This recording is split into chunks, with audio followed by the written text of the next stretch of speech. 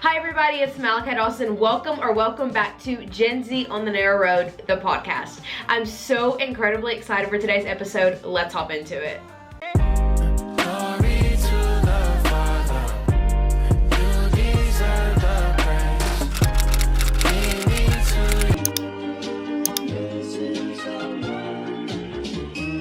Okay guys, today's episode is obviously a little bit different because obviously we're in my car because I'm going to the beach in just a couple of hours, which is a long drive for me. So I'm really excited to head down there, but I wanted to come on here and talk about something that's really important to me on the podcast today.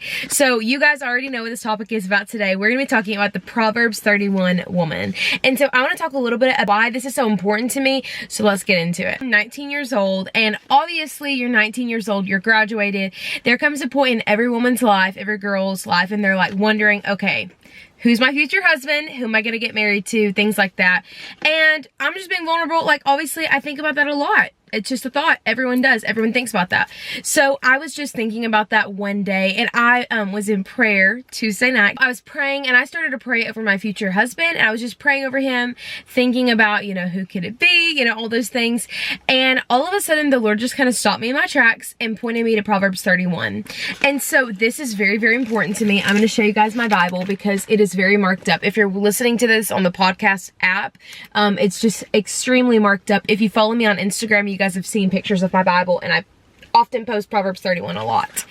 And the Lord brought me to Proverbs 31. And so what the chapter is kind of called is the wife of noble character. And it's also called the radiant bride. In the Bible, it says, he who finds a wife has found a good thing.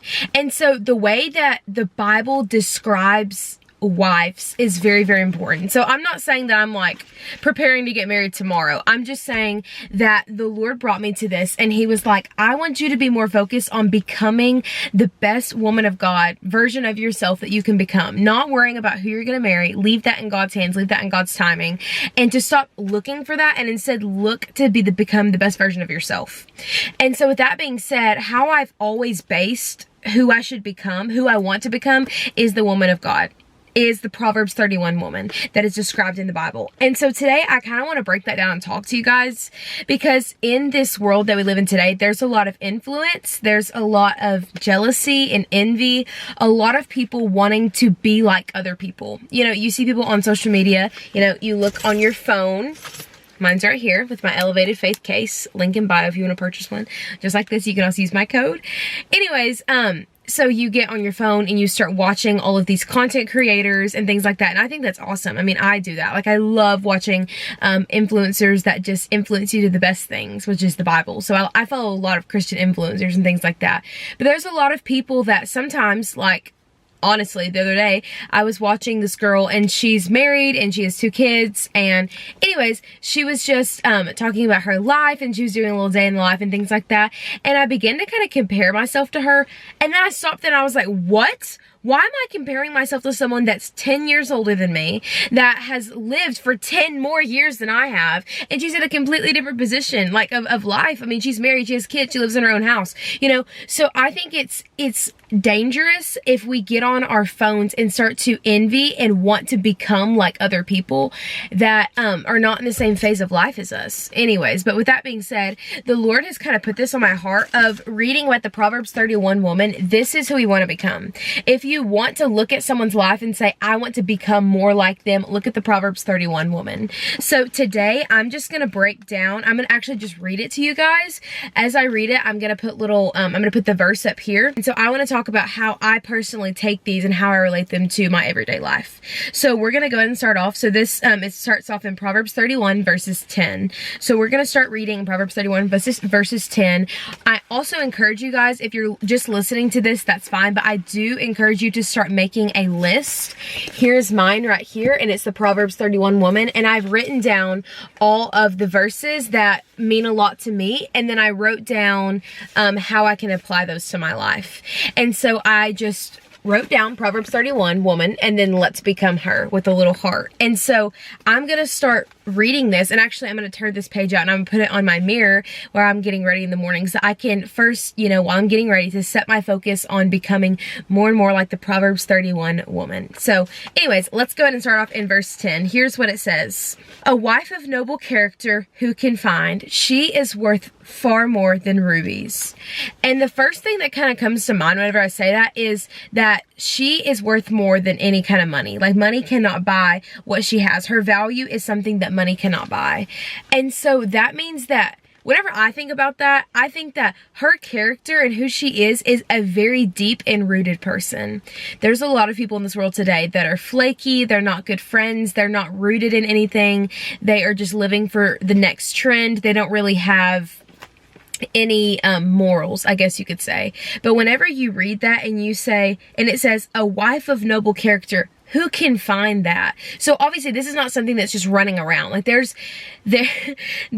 it's hard to find these type of things. It's hard to find a wife of noble character who's rooted in God, who knows her identity. And so the first thing that comes to mind is, I want to be someone that is deep in character, rooted in God, and has depth to them. I know that for me, my favorite people to talk to are people that have a lot of depth to them. Meaning just like, whenever you talk to them, it's not just, oh, the weather's been crazy out here in Texas. Like, you actually can have deep and meaningful conversations with someone that's going to affect your life. To me, that's so awesome. The next verse, it says, her husband has full confidence in her and lacks nothing of value. She brings good to him, not harm. So this woman is going to be benefiting her husband. This woman is going to have so many good things in her that is going to bring goodness to her husband's life. She's never going to try to bring harm to him. And so what that means is, you're completely healed. So anything that you went through, and this is just what I think, this is my take on this. Anything that you went through in your past, if you had any, situations growing up, old relationships, maybe any family issues, you need to get healed from that so that you can help other people, that you're not hurting other people.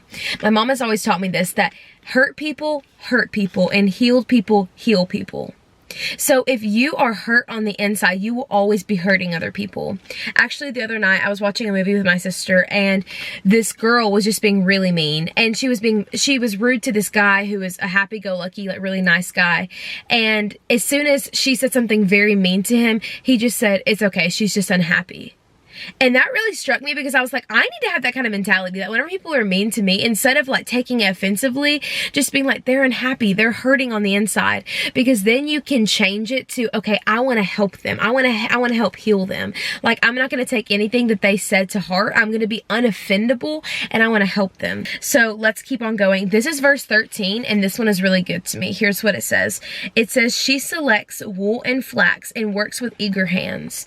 So what that means to me is that she's motivated and she's hardworking. This means that you are not lazy. If you're a woman of God, you are not going to be lazy. You are going to be working hard, and you're going to be motivated. You are going to be doing all the things that God has put before you, and I think that's awesome. The next verse, and this one's really, really, really good. Verse 14, it says, she is like the merchant ships, bringing her food from afar. What that means is that she's always pouring into others. So I thought that was just really good. The next verse is Proverbs chapter 31, verses 15. It says, she gets up while it is still night. She provides food for her family and portions for her female servants. So what that means is she wakes up early. In some translations, it says that she wakes up while it is still dark outside. So whenever I think of that, I think of 5, 6 a.m.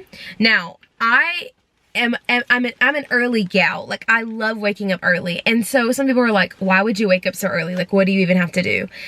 Whenever I read this verse, it's like, okay, if the Proverbs 31 woman is waking up early, so am I. I'm going to get up early. And also, I love a good morning routine. I think that the Lord specifically put that desire in my heart to want to wake up early for a reason, and now I know why. So I just think that's so awesome. Let's go on to the next verse. I'm just going through the whole thing. I'm just reading the whole thing, and I'll comment on some of them. Okay, so the next verse is verses 16. Let's get to reading. She considers a field and buys it. Out of her earnings, she plants a vineyard. Verse 17. She sets about her work vigorously. Yes. Her arms are strong for her tasks. And to me, I think that that means she's a hard worker. And so if you are a workout girly, you can kind of put this before your eyes and say that whenever she sets her goals, like she has something that she wants to go after, she's going to go after, and then she's going to work hard to accomplish what she's put before her. I think that is so beautiful. Like, she's not just a stay-at-home wife, you know, she has goals, and she is going to work hard until she accomplishes those goals. I think that's so beautiful, and for me personally, that just really hits home for me, and I think that's awesome. This verse 18, it says, she sees that her trading is profitable, and her lamp does not go out at night. What that means to me is that her light will never go out no matter how dark. And I just think that that's so beautiful, because it's saying that she works hard until it works. Like, she is going to go after her goals, and whenever things get hard or whenever life gets dark, she's not going to let her lamp go out. Like, she has endurance within her, and I think this is so beautiful. Let's go on to verse 19. It says, in her right hand she holds the distaff and grasps the spindle with her fingers. Verse 20, she opens her arms to the poor and extends her hands to the needy. So I think that this means that she is known by her generous and extraordinary generosity. And this is beautiful to me, because my mom is very, very good about this, and she has just modeled this in my life. Of my mom gives to everyone. She loves to pour into people spiritually, but also financially. My mom is a huge giver, and because of that, I've seen her so blessed in her life. And not because she's just giving because she wants to be blessed. She's giving out of the radical generosity within her. And I think that that's beautiful, and that instead of living life selfishly and what can I do for me? What can I do for me? How can it benefit me? Instead, it's how can I pour out? How can I give? How can I bless someone else? And it's having that heart posture of, God has blessed me so much, and I want to bless as many people also with the same things that God has given me. I want to bless other people. Okay, let's go on to the next verse. It's verses 21. When it snows, she has no fear for her household. She makes coverings for her bed. She is clothed in fine linen and purple. Verse 23, her husband is respected at the city gate, and when he takes his seat among the elders of the land. Okay, whenever I read that verse, I think of, okay, they're a power couple. Like, her husband is respected, and she is a hard worker going after her goals, and she's obviously bringing so much good to her husband. Like, they are a power couple. And so this is so good to me, because whenever I read that, I'm like, I want to never push my own timing and try to look for my own future husband, because I know that God has already designed someone that's so incredible, and that he wants us to be a power couple. And so that is me surrendering my will and my desire for me to pick out who I want. So I talked about this in my last podcast. If you guys haven't watched it, it was episode 9. This is episode 10. But in episode 9, I talked about that we can never get tired of waiting on the Lord so much that we begin to push our own blessing, and we go to find our own blessing that was prepared by worldly hands instead of waiting for the blessing that God has prepared for us. That is so important, because there are things that you can get in life that are good, but they're not God. And I could tell you so many examples about that. That there are things that I can do that are good. They're not bad. Like, God's not going to be like, no, that's a bad choice. But they're good things, but they're not God. It is so important that we wait on the blessing of God, that we don't push for our own things. So verses 24, it says, she makes linen garments and sells them, and supplies the merchants with sashes. That verse is so good. The next verse is so incredible. I'm sure you guys have seen it everywhere. This verse is kind of iconic. Here's what it is in verse 25. She is clothed with strength and dignity, and she laughs at the days to come. Okay, guys, that verse is so beautiful, because to me, that just means that she is not just clothed with nice clothing. Like, obviously, a couple verses ago, it says that she is clothed with fine linen, but also she is clothed with the strength of God. Like, she is putting everything into God's hands. And whenever it says she laughs at the days to come. Like, she has no fear of the future. She has no fear of the future. Like, she genuinely is completely trusting God. And I think that's so beautiful. The next verse says, she speaks with wisdom and faithfully has instruction on her tongue. This verse is really important to me, because being someone that is constantly on the internet speaking, that is always trying to pour into other people, that verse is so important, because it says she always is speaking with wisdom. And that really shows that she is slow to speak and she's always filled with wisdom. Because I'm a very big talker. Like, I love to talk. I will talk to anyone. The same story, I joke about this, the same stories I'll tell my mom, I also probably tell a random lady I just met in Walmart or Target. Like, I'm just such a talker. I'm such a people person. But I've actually had to learn that talking too much leads to sin. That's a Bible verse. That's biblical. And I have to put a control on my tongue and make myself be quiet, because there are some things I can say that are just talking the talk, and if I want to be filled with wisdom, I have to be constantly pouring into myself. So being able to shut my mouth and let the Lord speak into me, and then being able to pour out with godly wisdom. So that's my thoughts on all that. Let's keep on going. We're nearing the end. It's verses 27. Here's what it says. She watches over the affairs of her household and does not eat the bread of idleness. Verses 28. Her children arise and call her blessed. Her husband does also, and he praises her.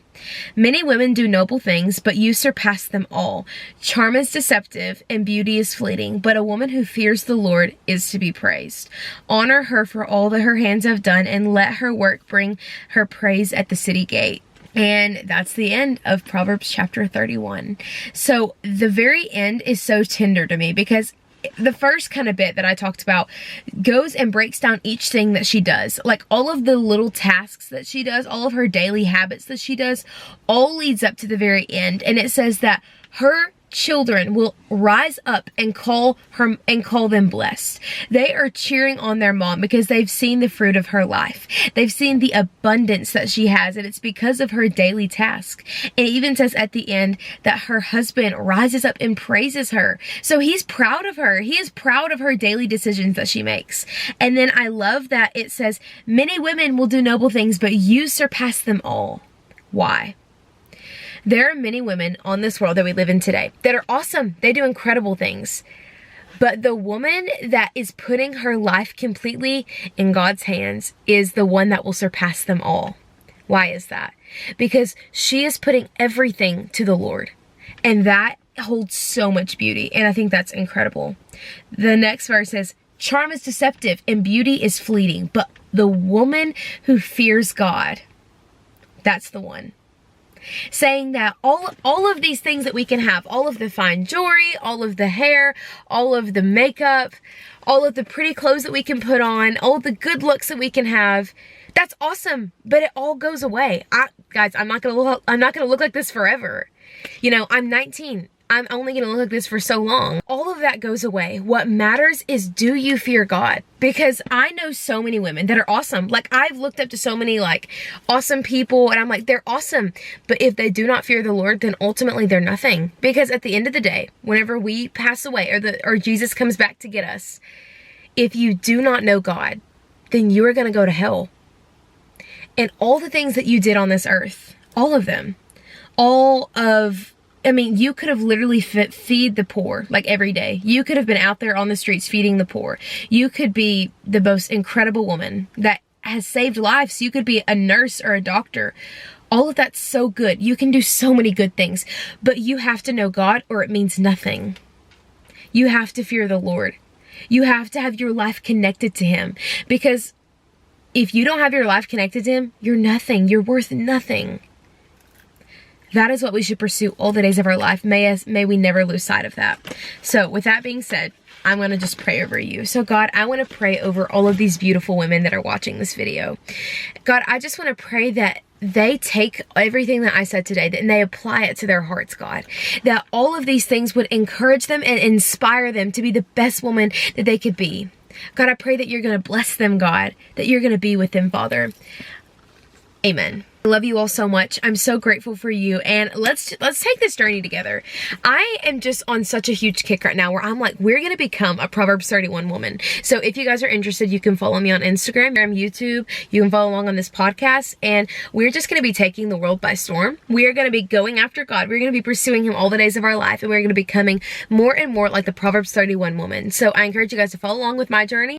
Also, I just wanted to give you guys a little bit of a shout out. I've had so many incredible friends just reach out to me and DM me. Guys, it literally makes my day whenever you guys DM me. Like, I promise I try to read almost all of them. And whenever I read them and they're so wholesome, I'm telling you, tears. Like, that actually blesses me so, so much. So I just wanted to thank all of you that reach out to me. If you have any questions at all, please, I want you to text me because I will always answer. I normally send a little video and just like talking or whatever like that. So if you guys have any questions, please DM me on Instagram, text me, anything that you can do to reach out, I will answer. And I just love talking to you guys. You're amazing. Let's do life together. I love you all so much. Thank you guys for watching this episode of the podcast, and I'll see you guys later. Mwah. Peace. And then I also am so excited to see your journey. I'm excited to see your journey. That's my prayer night and prayer night. Anyways, but the Lord's gonna grant me with beauty forever. I believe it.